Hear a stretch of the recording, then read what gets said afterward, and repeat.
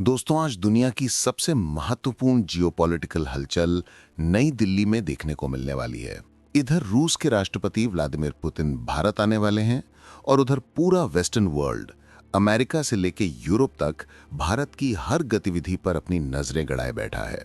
सवाल सीधा ये है कि भारत और रूस के बीच आखिर कौन-कौन सी डील्स फाइनल होने वाली हैं? क्या भारत S-400 के बाद S-500 एयर डिफेंस सिस्टम खरीदने जा रहा है? क्या भारत सुर्खियों में छाए Su-57 पांचवीं पीढ़ी के फाइटर जेट्स पर कोई ठोस फैसला लेने वाला है? ये सिर्फ भारत रूस की रणनीति का मामला नहीं है, ये उस नए मल्टीपोलर वर्ल्ड का संकेत है जहां भारत अब किसी के दबाव में आके निर्णय नहीं लेता। दोस्तों, ये बात समझना जरूरी है कि आईसीसी ने भले ही पुतिन के नाम पे वारंट जारी किया है, लेकिन भारत आईसीसी का सिग्नेटरी है ही नहीं, इसलिए पुतिन के यहां आने पर किसी तरह का खतरा नहीं है। जबकि कई यूरोपियन देशों ने धमकी दी है कि अगर पुतिन उनके एयर स्पेस में दाखिल हुए तो वो गिरफ्तारी की कार्रवाई करेंगे। पर भारत का कानून अलग है और भारत के अपने रिश्ते हैं। इसी वजह से रूस का ये दौरा वेस्टर्न वर्ल्ड के लिए एक बड़ा सिग्नल है कि भारत अपनी रणनीति खुद तय करता है। अब बात करते हैं असली खेल की, डिप्लोमेटिक टाइट रोप की। एक तरफ अमेरिका है जो भारत के साथ एक मेगा ट्रेड डील को लेकर बातचीत कर रहा है। ये डील इतनी बड़ी है कि इससे आने वाले सालों में भारत अमेरिका आर्थिक रिश्तों का पूरा ढांचा बदल सकता है। लेकिन इसी अमेरिका ने भारत के ऊपर 50% टैरिफ भी लगाया है, जिससे जेमस्टोन्स, टेक्सटाइल और कई स्मॉल ट्रेडर्स को भारी नुकसान हुआ है। यहां से समझ आता है कि अमेरिका जैसा देश भी हर वक्त भरोसेमंद पार्टनर नहीं होता। ट्रंप कभी 50% कहते हैं, कल 35% बोलेंगे और परसों शायद 75%। ऐसी अनिश्चितता ही भारत को मजबूर करती है कि वो सिर्फ अमेरिका पर निर्भर ना रहे। उधर रूस चाहता है कि भारत थोड़ा तेल खरीद बढ़ाए। 2022 के बाद भारत को रियायती तेल देकर रूस ने भारत को अरबों डॉलर बचाने में मदद की। अब जब भारत धीरे धीरे तेल कम ले रहा है तो रूस को भी नुकसान है। इसलिए दोनों देश नई डील खोज रहे हैं जिसमें तेल कम हो सकता है लेकिन बाकी क्षेत्रों में ट्रेड बढ़ाया जाएगा। इसी में बेहद महत्वपूर्ण है Chennai Vladivostok eastern maritime corridor, एक ऐसी समुद्री लाइन जो भारत रूस व्यापार को कई गुना बढ़ा देगी। सबसे बड़ा मुद्दा है मानव संसाधन का। रूस ने भारत को साफ कहा है कि हमें चीप लेबर नहीं चाहिए, हमें skilled, educated, trained manpower चाहिए। मैकेनिक से लेकर साइंटिस्ट तक, ड्राइवर से लेकर रिसर्च स्कॉलर तक। भारत से पूरे इकोसिस्टम को रूस ले जाने की बातचीत चल रही है। रूस के अंदर इस समय करीब 31 लाख स्किल्ड वर्कर्स की कमी है और ये जरूरत अगले 5 साल में पूरी करनी है। ये भारत के लिए एक ऐसा अवसर है जो लाखों भारतीयों के लिए बड़े पैमाने पर रोजगार पैदा कर सकता है। अब आता है हथियारों का अध्याय, जो इस पूरी मुलाकात का सबसे संवेदनशील हिस्सा है। S-400 के बाद अब दुनिया देख रही है कि क्या भारत S-500 या Su-57 पर कोई बड़ा फैसला लेगा। अमेरिका ने कैट्सा कानून के तहत चाइना और टर्की पर प्रतिबंध लगा दिए थे क्योंकि उन्होंने S-400 खरीदा था। लेकिन भारत को इस सैंक्शन से छूट दी गई थी क्योंकि अमेरिका को यह पता है कि इंडो पैसिफिक में अगर चीन का मुकाबला कोई कर सकता है तो वो सिर्फ भारत है। पर अब ट्रंप सत्ता में है और ट्रंप के स्वभाव को कौन नहीं जानता। आज जो बोलते हैं कल पलट देते हैं। इसलिए भारत कभी भी अमेरिका के कहने पर कोई ऐसा फैसला नहीं करेगा जिससे उसकी रणनीतिक स्वायत्तता खतरे में पड़े।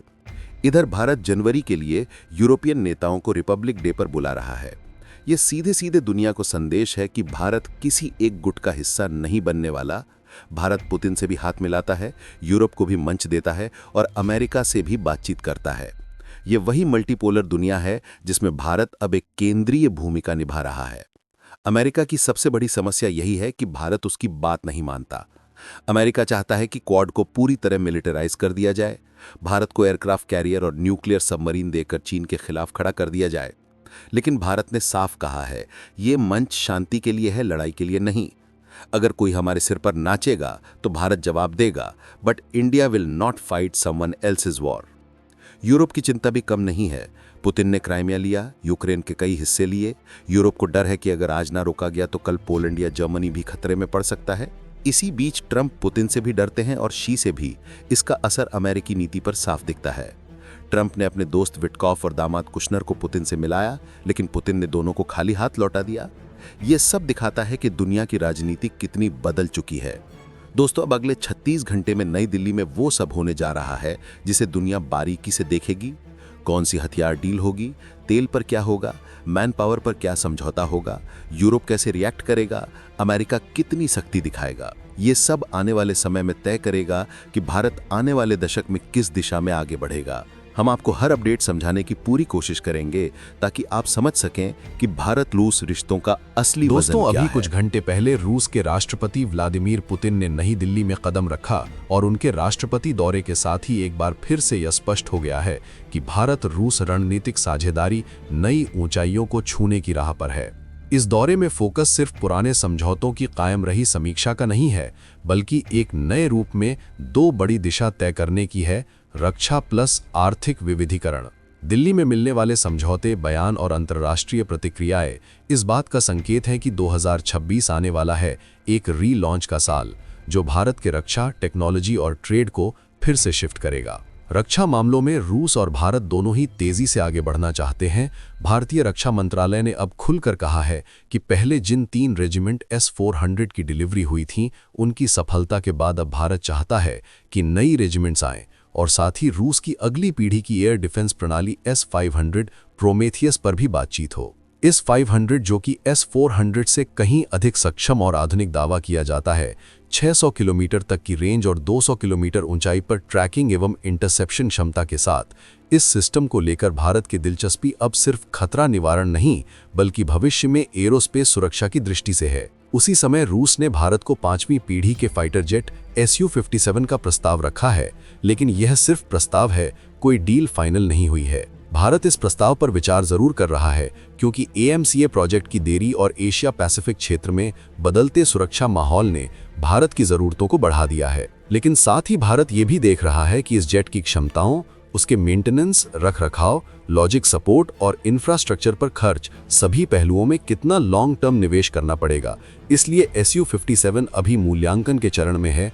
खरीद का फैसला सिर्फ तभी होगा जब भारत को पूरी तरह यकीन हो जाए कि यह उसके लिए फायदेमंद है। लेकिन रक्षा ही नहीं, इस बार इस भारत-रूस समझौते का एक और अहम पहलू है आर्थिक एवं व्यापारिक सहयोग का नया चेहरा। भारत और रूस ने 2030 तक के लिए एक नया रणनीतिक आर्थिक कार्यक्रम तय किया है, जिसके तहत परंपरागत तेल और रक्षा से आगे बढ़कर कृषि, उर्वरक, टेक्सटाइल मैन्युफैक्चरिंग और लेबर मोबिलिटी तक को शामिल किया जाएगा। इसका मतलब है कि भारत के व्यापारी, टेक्सटाइल उद्योग, MSME सेक्टर और लाखों कामगार जिनकी नजर विदेशों की ओर थी, अब रूस भारत साझेदारी के जरिए नया विकल्प पा सकते हैं। इसके साथ ही US द्वारा लगाए गए भारी टैरिफ, जो करीब 50% तक पहुंच चुके थे, भारतीय एक्सपोर्ट सेक्टर्स को भारी झटका दिया था। खासकर टेक्सटाइल, जेम्स ज्वेलरी, समुद्री उत्पाद और अन्य श्रम गहन उद्योगों में गिरावट देखने को मिली थी।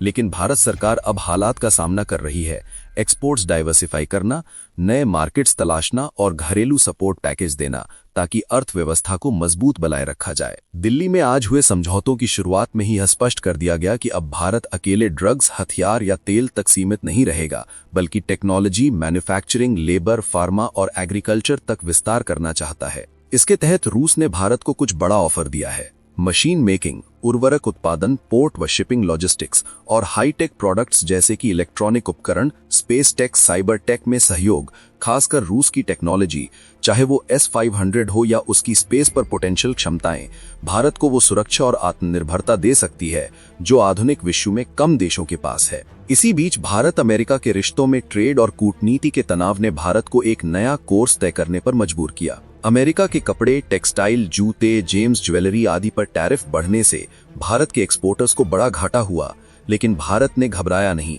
बल्कि दूसरे बाजारों की तरफ रुख किया। अफ्रीका, यूरोप, मध्य पूर्व और एशिया के बरक्स मुक्त बाजारों की ओर भारत अपनी नजरें लगा रहा है।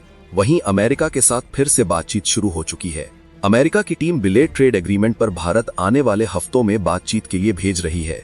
यह संकेत है कि भारत अमेरिका ट्रेड डील अभी पूरी तरह बंद नहीं हुई है, बल्कि नया रूप लेने जा रही है। पर सबसे दिलचस्प बदलाव हो रहा है भारत की विदेश नीति के आधार में, जहां अब ब्लॉक बाउंड पॉलिसी नहीं होगी, बल्कि स्वतंत्र, बहुलतावादी और संतुलित नीति चलेगी। रूस, अमेरिका, यूरोप, एशिया सभी के साथ रिश्ते बने रहेंगे, लेकिन भारत अपने व्यू और हितों के अनुसार तय करेगा कि कब किसके साथ जाए। ये वही रणनीति है जिसने भारत को एक नई जगह दी है, महाशक्ति बनने की। पुतिन की इस यात्रा ने एक बात पूरी तरह स्पष्ट कर दी है कि भारत सिर्फ सप्लायर या खाता बंद दोस्त नहीं है। भारत अब वो देश है जिसने खुद अपना भविष्य तय करना शुरू कर दिया है। चाहे वो S-500 हो, Su-57 हो या तेल और एक्सपोर्ट डाइवर्सिफिकेशन, भारत अब अपनी राह खुद चुन रहा है।